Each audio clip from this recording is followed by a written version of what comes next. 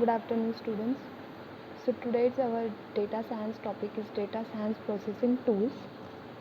Last lecture में हम लोगों ने डेटा लेक, डेटा वॉल के बारे में सीखा था. Now we are going to start data science processing tools. So अभी तक आप लोगों ने अंडरस्टैंड किया है डेटा क्या होता है, then what is data lake and what is data wall. Then now we are going to study about how to proceed or how to processing our data for the final result.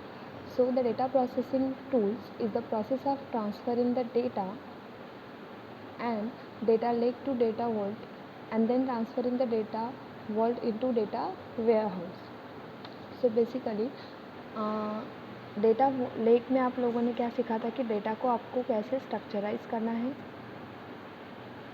Semi structure data या फिर आपका जो semi structure data, unstructured data, उसके अलावा unstructured data को जब आप लोग फॉर्मेट देते हैं तो स्ट्रक्चर डेटा, तो ये सबका जो कॉम्बिनेशन था that is data lake. Data vault यानी जो डेटा आपने कलेक्टेड किया है in the form of structure, unstructure and semi structure data, that data will be save for the long time in database, so that is data vault. So transferring that data into data warehouse is the process of data transferring. So what is meant by data warehouse? So the data warehouse is nothing but the past data used for the future decision or old data will help to future business. तो data warehouse यानी क्या कि data warehouse यानी जो data आपने collect किया है with the help of data lake and data wall, उसमें से अभी एप्लीकेशन के लिए जो डेटा आपको चाहिए उसको रख के जो बचा हुआ रिमेनिंग डेटा है उसको आप लोग डिलीट नहीं करोगे, तो आप लोग डेटा वेयर हाउस में ऐसे डेटा को स्टोर करके रखोगे फॉर योर फ्यूचर रेफरेंस और for the future project. Most of the data scientists and data analysis, data engineer use this data science processing tool process and transfer the data vault into data warehouse, and data warehouse are the relational environments that are used for the data analysis, particularly of a historical data. Organization of use of data warehouse to discover the patterns and relationship in their data that developed over a time.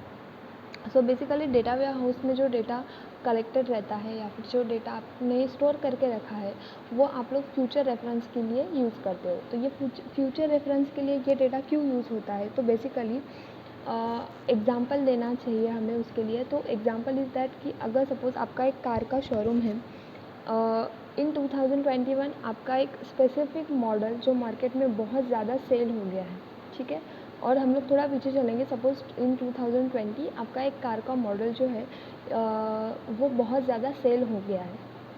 उसके कुछ parts थे या फिर उसके कुछ जो भी features थे जिसकी वजह से वो कार बहुत ज़्यादा फेमस थी और वो मार्केट में बहुत ज़्यादा तरीके से जो है सेल हो गई और एक स्पेसिफिक सिटीज़ में वो बहुत ज़्यादा जो है सेल हो गई. इन 2021 जब आप लोग पिछला वाला डेटा निकालोगे कि हमें ये सिटी में अपनी ये जो कार थी ये बहुत ज़्यादा सेल हो गई है, तो आपको ये आइडिया आ जाएगा कि यहाँ के कस्टमर कौन से फीचर्स को ज़्यादा पसंद करते हैं. सो ये जो डेटा रहेगा आपका, ये डेटा वेयर हाउस में आप लोग स्टोर करके रखोगे कि आपका 2020 में कितना प्रॉफिट हुआ था. और कार का शोरूम है, इसका मतलब कि आपके पास बहुत सारे कार्स रहेंगे, कौन से कंपनी की कार जो है वो बहुत ज़्यादा और सेल हो गई थी या फिर कौन सा मॉडल ऐसा है जो बहुत ज़्यादा सेल हो गया था, लोग क्या लेना ज़्यादा पसंद करते हैं, या फिर कार का कोई पार्ट या फिर ऐसा कार का कोई फीचर जो बहुत ज़्यादा पसंद किया गया इन 2020 और वो स्पेसिफिक मॉडल बहुत सारे सिटीज़ में जो है सेल हो गया एक्सपेक्टेशन से ज़्यादा. तो ये जो पूरी इन्फॉर्मेशन थी ये हमने डेटा वेयर हाउस में 2020 के ईयर एंडिंग में स्टोर करके रखी. जब 21 में आपका फिर से कोई न्यू मॉडल आता है या फिर आप लोग किसी न्यू मॉडल के लिए जब तैयारी करते हैं या फिर उसका डेवलपिंग होता है, क्रिएशन होता है, उस टाइम पे आप लोग पूरी तरीके से पिछले वाले प्रॉफिट के बारे में स्टडी करते हो. और ये स्टडी करने के लिए आपको कौन हेल्प करेगा, तो डेटा वेयर हाउस में जो डेटा आपने स्टोर करके रखा है वो हेल्प करेगा कि लास्ट ईयर में अगर हमें सेलिंग की थी किसी स्पेसिफिक मॉडल की तो उसके अंदर कौन से फीचर्स थे. देन अभी एक साल में जब कस्टमर ने रियल टाइम में वो कार को यूज़ किया है तो उसका रियल टाइम फीडबैक क्या है कि कौन सा फीचर अच्छे से चल रहा है, उसके पार्ट्स कैसे चल रहे हैं, उसका इंजन कैसे चल रहा है। अगर उसके बीच अगर कोई निगेटिव फीडबैक आया है 1 साल के बाद, तो हम लोग वो वाले कार जो हमने सेल किया था लास्ट टाइम उसके ऊपर और अपडेशन करेंगे। वो जो पार्ट्स जिन्होंने निगेटिव कमेंट हुआ था या फिर जिसके जो पार्ट्स नहीं चले थे, हम लोग उसको रिप्लेस करेंगे इन 2021। तो डेटा वेयर हाउस में जो आपके 1 साल के फीडबैक थे, जो भी आपका प्रॉफिट था, जो भी आपका लॉस था, ये सब इन्फॉर्मेशन हम लोग डेटा वेयर हाउस में जो है स्टोर करके रखते हैं। देन अलग अलग सिटीज़ में स्पेसिफिक कार के शोरूम्स होते हैं, बट वो कार के जो शोरूम्स रहते हैं उनकी एक मेन कंपनी रहती है। सपोज़ अगर हमने टाटा की कार अगर सपोज़ कंसिडर किए, तो टाटा की एक मेन कंपनी है और उनके अलग अलग branches all over the India हैं। तो वो पूरे 1 साल का जो डेटा है, जो 1 साल में उन्होंने कितना प्रॉफिट किया, कौन सा मॉडल चला, देन कौन से कार के क्या फीडबैक आए, ये सब इन्फॉर्मेशन वो एक डेटा वेयर हाउस में स्टोर करते हैं। जब नेक्स्ट टाइम उनका अगर कोई न्यू मॉडल लॉन्च होने वाला है, तो उसमें वो इस तरीके के फीचर ऐड करते हैं कि जो लास्ट टाइम लोगों के डिमांड थे या फिर लास्ट टाइम लोगों ने वो रिव्यू में बोला था। तो इससे क्या होता है, उनका जो प्रॉफिट है वो नेक्स्ट ईयर और ज़्यादा इंक्रीज़ हो जाता है। तो इससे जो है डेटा वेयर हाउस हम लोग यूज़ करते हैं। डेटा वेयर हाउस में वो पूरी तरीके की इन्फॉर्मेशन स्टोर रहती है जो हमारे लिए आगे जाके प्रॉफिट बनेगी। और अगर इजी वे में आपको डेटा वेयर हाउस को अंडरस्टैंड करना है, तो सबको पता है कि हमारे मार्केट में ना बहुत सारे ऐसे छोटे छोटे स्मॉल शॉप्स लगते हैं। अगर दिवाली आए तो दिवाली के शॉप लगते हैं, गणपति आए तो गणपति के शॉप्स लगेंगे, स्वीट्स के शॉप लगेंगे। तो वो जो लोग रहते हैं ना, उनको पता रहता है कि अभी ये वाला फेस्टिवल आने वाला है, तो मुझे ये शॉप लगानी है बिकॉज़ इससे प्रॉफिट होगा। ओके, तो ये इन्फॉर्मेशन उनके पास कहाँ से आती है, बिकॉज़ वो इसको ट्राई करते हैं कि अगर सपोज़ मैं इस साल में अगर स्वीट मार्ट ओपन कर रही हूँ, वहाँ पे मुझे दिवाली में खाली प्रॉफिट हो रहा है या फिर गणपति में प्रॉफिट हो रहा है, पूरा साल मेरा लॉस में जा रहा है। तो इससे क्या होता है, मेरा इन्फॉर्मेशन स्टोर होता है। मैं नेक्स्ट टाइम जब ऐसे कुछ चीज़ लाऊंगी तो मैं फेस्टिवल्स वाले सारे स्वीट्स रखूँगी ताकि वो ज़्यादा प्रॉफिट में आए। तो डेटा वेयर हाउस आपको क्या रेफरेंस देता है कि जो भी आपका प्रोसेसिंग चला है डेटा में, या फिर जो भी आप लोग डेटा को यूज़ कर रहे हो, उसमें से जो एप्लीकेशन अभी आप लोग बना रहे हो उसको प्रॉपरली यूज़ करो। देन जो रिमेनिंग डेटा है जिसका फ़िलहाल आपने यूज़ नहीं किया है, उसको स्टोर करो एक स्पेसिफिक स्पेस में। तो आगे जाके जब आप लोग सेम प्रोजेक्ट के लिए काम करोगे या फिर कोई न्यू प्रोजेक्ट जो कस्टमर डिमांडेड प्रोजेक्ट रहेगा, उस टाइम पे वो डेटा को आप लोग यूज़ कर पाओगे। So that is data warehouse, यानी एक वेयर हाउस रहेगा जिसके अंदर आप लोग पूरा डेटा जो है उसको स्टोर करके रखोगे। Then what is the example of data ware house?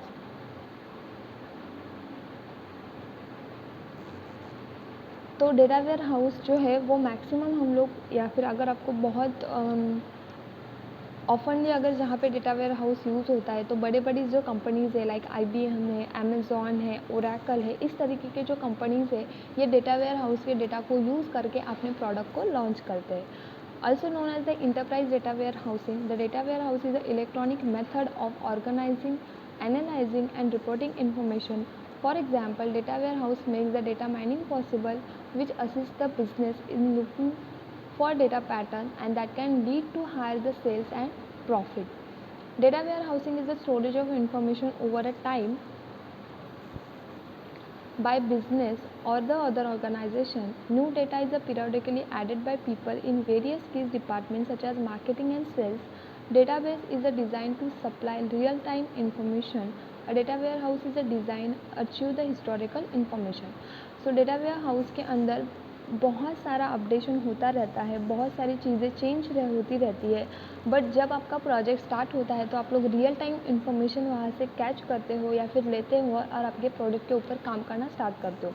Because data warehouse is help for the marketing and selling your product. Then data warehouse के अंदर दो तरीके के डेटा जो है वो स्टोर होते हैं, operational data and strategic data. तो ऑपरेशनल डेटा जो रहता है वो हमेशा रियलिस्टिक डेटा रहता है।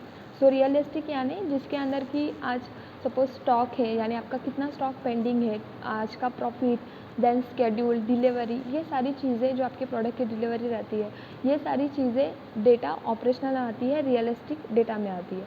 सेकेंड टाइप का जो डेटा रहता है that is strategic data which is a futuristic data, जो आपको फ्यूचर के लिए काम करेगा।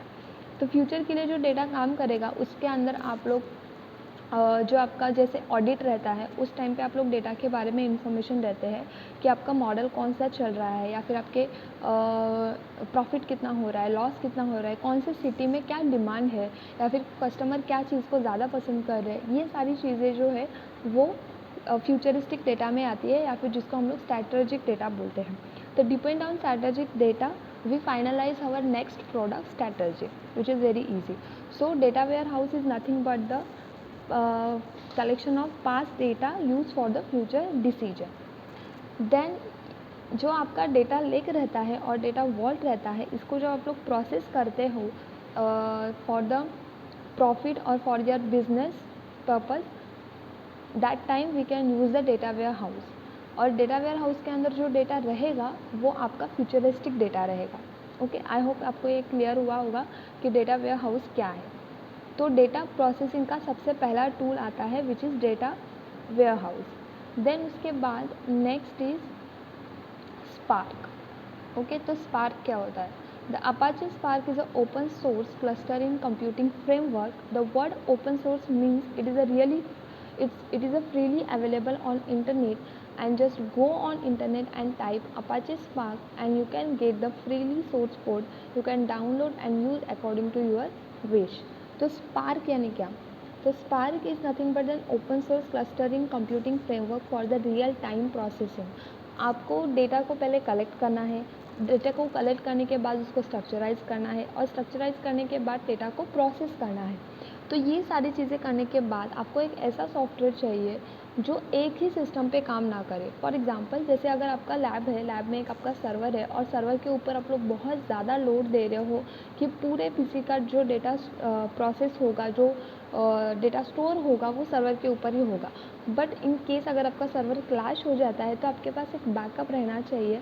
तो इसके वजह से आपको यूज़ करना है spark. Spark is an open source clustering computing framework, यानी आपको ये फ्रीली अवेलेबल रहता है, आप लोग इसको डाउनलोड करके आपके लोकल पीसी में भी इसको यूज़ कर सकते हो। तो बेसिकली स्पार्क क्यों यूज़ होता है, या फिर अपाचे स्पार्क की कंसेप्ट क्यों डेवलप्ड हो गई? तो अपाचे स्पार्क या फिर जो इन्फॉर्मेशन अपाचे स्पार्क में स्टोर होती है वो एक क्लस्टराइज इन्फॉर्मेशन रहती है। तो क्लस्टराइज इन्फॉर्मेशन यानी क्या? तो क्लस्टराइज इन्फॉर्मेशन यानी बेसिकली जब आप लोग डेटा को स्टोर करते हो तो उसके अंदर दो तरीके की प्रोसेसिंग होती है, मैप प्रोसेसिंग होता है और डिस्ट्रीब्यूटेड प्रोसेसिंग होता है। अपाचे स्पार्क के अंदर क्या होता है कि मल्टीपल सर्वर्स में से पूरा इन्फॉर्मेशन जो है कलेक्ट करके एक मेन सर्वर पे स्टोर किया जाता है, और जिसके अंदर distributed data and map reducing का प्रोसेस यूज़ होता है। नॉर्मली अपाचे स्पार्क जब आप लोग यूज़ करोगे तो ये बहुत ज़्यादा फास्ट वर्क करता है to proceed your data. Okay, because ये डायरेक्टली आपका जो रैम रहता है उसमें डायरेक्टली आपके डेटा को फेच करके उसके ऊपर प्रोसेसिंग करता है। ये आपके डिस्प्ले पे तब आता है जब आपको अगर आपने बहुत ज़्यादा एक्स्ट्रा डेटा को अगर लोड किया है। Apache Spark was developed in AMP lab of University of California. After that, all code and data was donated to Apache Software Foundation to keep doing changes over the time and make it more effective, reliable and portable that will run on all the platform. तो basically सबसे पहले Apache spark क्यों use हुआ? जैसे कि आपको पता है कि हडूप जो गूगल का डेटाबेस है जिसके अंदर बहुत मिलियंस में जो डेटा है स्टोर होता है, स्टोर होने के बाद बहुत सारे चांसेस ऐसे रहते हैं कि वो रिपीटेटिव डेटा जो है स्टोर होता है और जिससे आपका स्पेस इंक्रीज होता है हडूप में। तो हडूप में ऐसे है कि आप लोग डिस्ट्रीब्यूटेड फाइल सिस्टम में डेटा को स्टोर करते हैं एंड मैप रिड्यूस में डेटा को स्टोर करते हैं। बट ये कंसेप्ट अब डेवलप हुआ है जब अपाचे स्पार्क आया। उससे पहले रैंडमली डेटा को जो है स्टोर करते थे, और इन केस अगर कोई सर्वर डैमेज हो गया या फिर कोई सर्वर काम नहीं कर रहा है तो आपका डेटा जो है वो लॉस होता था।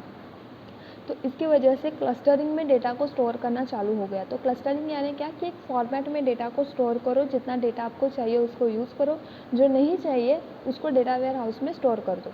ओके, बट अपाचे सर्वर की जो कंसेप्ट आई उसके अंदर हमने डेटा को क्लस्टराइज भी किया, प्लस डेटा को हमने मैप रिड्यूस में डालना स्टार्ट किया। ओके, तो मैप रिड्यूस यानी क्या? जो हडूप में डेटा आप लोग यूज़ करते हो या फिर जो हडूप में डेटा आप लोग स्टोर करते हो वो डेटा आप लोग रैंडमली स्टोर करते हो जो डिस्ट्रीब्यूटेड फाइल सिस्टम में स्टोर होता है। डिस्ट्रीब्यूटेड फाइल सिस्टम यानी क्या कि मल्टीपल कंप्यूटर्स जो है वो अपना डेटा को एक कॉमन सर्वर के अंदर स्टोर करते हैं। फॉर एग्ज़ाम्पल जैसे अगर आपने आपके जीमेल आईडी थ्रू कोई डेटा को स्टोर करके रखा है आपके गूगल ड्राइव पे, तो ऐसे मिलियंस ऑफ कस्टमर्स रहेंगे गूगल के जिन्होंने गूगल ड्राइव पे अपना डेटा स्टोर करके रखा है। और गूगल का जो एक सर्वर है हडूप, जिसके अंदर बहुत सारे गूगल के जितने भी कस्टमर है उनकी इन्फॉर्मेशन स्टोर है, और ये जो इन्फॉर्मेशन स्टोर रहती है ये हमेशा मल्टीपल कंप्यूटर से आती है। देन उसके बाद मैप रिड्यूस, तो मैप रिड्यूस के अंदर जो डेटा आपका स्टोर होगा, तो हडूप के अंदर जो डेटा स्टोर होता है वो हमेशा डिस्ट्रीब्यूटेड में होता है। बट पहले ऐसे नहीं था। अपाचे सर्वर की वजह से आपको ये फीचर मिला कि आप लोग डेटा को जो है डिस्ट्रीब्यूटेड फाइल में स्टोर करो प्लस मैप रिड्यूस में स्टोर करो। तो पहले हम लोग समझते हैं कि डिस्ट्रीब्यूटेड फाइल सिस्टम क्या रहता है। तो distributed file system means what, multiple computer added one common file system to store your data. यानी जितने भी कस्टमर्स रहेंगे गूगल के, वो सब की इंफॉर्मेशन जो गूगल ड्राइव पे स्टोर रहती है वो जाके एक प्रॉपर प्लेस पे या फिर एक प्रॉपर सर्वर पे स्टोर होती है।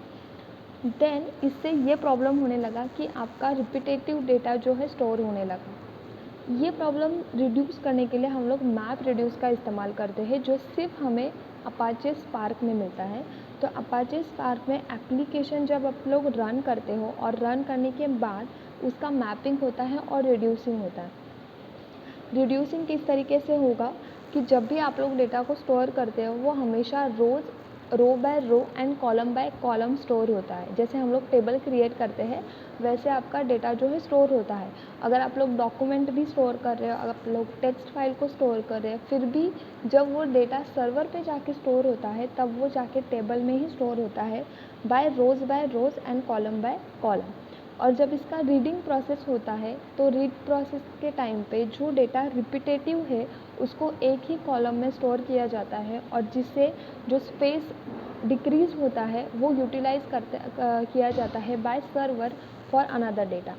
तो इसको मैप रिड्यूस बोलते हैं। यानी जो डेटा रिपीटेटिव है उसको हम लोग कंप्रेस करते हैं, एक ही कॉलम में उसको स्टोर करते हैं।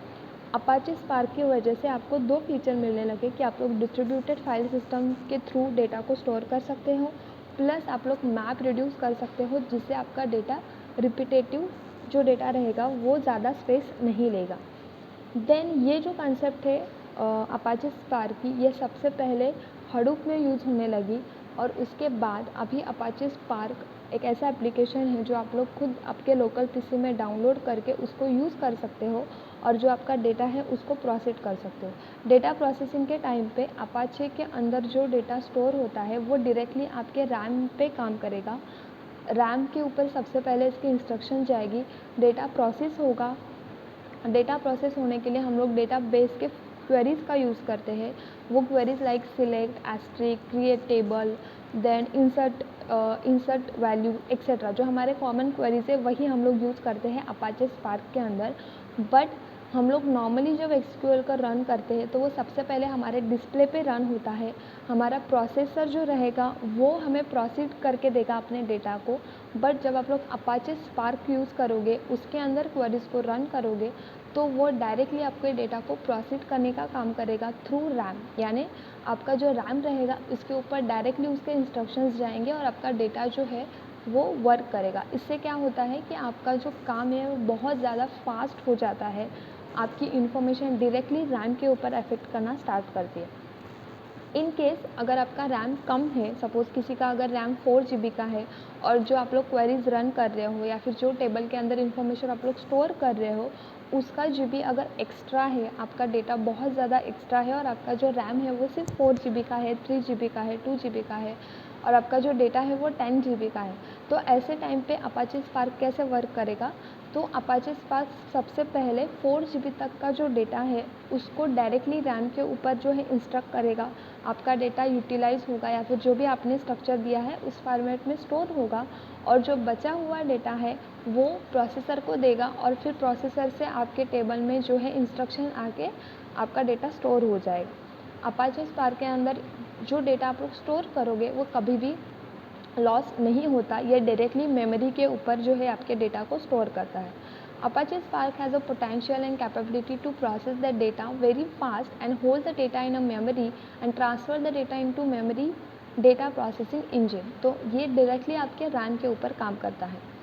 तो Apache Spark is a tool to process your data for the distributed file system and for the map reducing। It has been built on top of the Hadoop distributed file system, which make the data more efficient, more reliable, and make it more extensible on the Hadoop MapReduce. Then, what is the definition of Apache Spark? Apache Spark is an open source distributed processing file system used for the big data workload, and it utilizes in a memory caching and optimized query execution for fast analytical queries against the data of any size। आप लोग कौन से भी size का जो data है उसको अगर आपको स्टोर करना है डेटाबेस के अंदर, so you can use the Apache Spark which is really helpful for your storage purpose. Then why should we use the Apache Spark? It has thriving the open source community is the most active Apache project at the moment. Spark provides the faster and more general data processing platform. Spark lets you run the program up to 100x faster in a memory or 10x faster on a disk than Hadoop। जो data आप लोग Hadoop में store करते हो, यानी कि जो आप लोग डेटा गूगल ड्राइव पे स्टोर करते हो, जो प्रोसेसिंग होने का टाइम रहता है उसको अगर आपको फास्ट करना है, आपके डेटा को बहुत फास्टली अगर आपको स्टोर करना है, सो you can use Apache Spark which is 100 time faster memory storage software. ये एक तरीके का ओपन सोर्स सॉफ्टवेयर है जिसको आप लोग आपके पीसी के लिए डाउनलोड करके इंस्टॉल करके यूज़ कर सकते हो। इसके अंदर पूरा डेटा आप लोग टेबल के फॉर्मेट में स्टोर करो, ये बहुत ज़्यादा जो है आपके डेटा को स्टोर करके देगा। तो डेटा वेयर हाउसिंग के हमारा जो सेकेंड टाइप था, सबसे पहले तो डेटा प्रोसेसिंग का जो हमारा टूल रहता है उसमें सबसे इम्पॉर्टेंट रहता है डेटा वेयर हाउस, जिसके अंदर हमें डेटा मिलेगा टू प्रोसीड। अगर हमें डेटा को प्रोसीड करना है या फिर डेटा के ऊपर कोई भी एक्शन लेनी है तो हमें डेटा वेयर हाउस की ज़रूरत पड़ती है। तो ये एक आपका प्लेटफॉर्म है फॉर डेटा प्रोसेसिंग, और डेटा प्रोसेसिंग का सबसे पहले टूल आता है विच इज़ स्पार्क अपाचे, जो आपके डेटा को बहुत फास्टली प्रोसेस करके देगा या फिर आपके डेटा को बहुत जल्दी स्टोर करके देगा।